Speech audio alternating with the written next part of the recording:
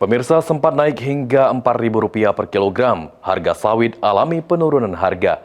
Kondisi ini dinilai pengamat pertanian akibat tingginya suplai sawit di pasar global, hingga penyesuaian harga akibat kebijakan penjualan sawit melalui jalur satu pintu.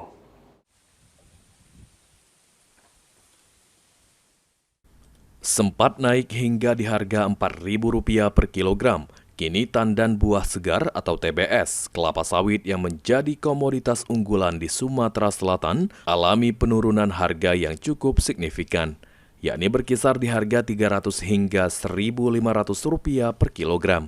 Penurunan harga TBS sawit saat ini dinilai pengamat perkebunan Rudi Arpian akibat adanya penyesuaian harga akibat melimpahnya pasokan TBS kelapa sawit di pasar global.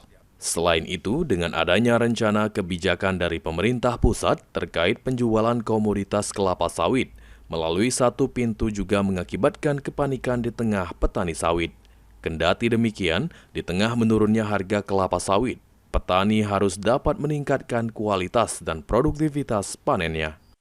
Ya, pemerintah memang saat ini sedang gencar-gencarnya isu untuk penjualan sawit melalui satu pintu.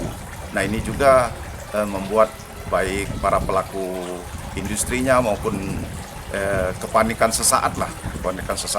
Namun ini sebenarnya pemerintah sudah menegaskan bahwa ini akan ada masa transisi 3 bulan dan setelah itu akan kembali normal kembali.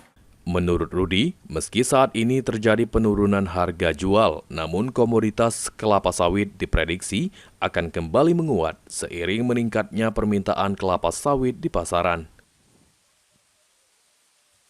Eki Saputra, PAL TV.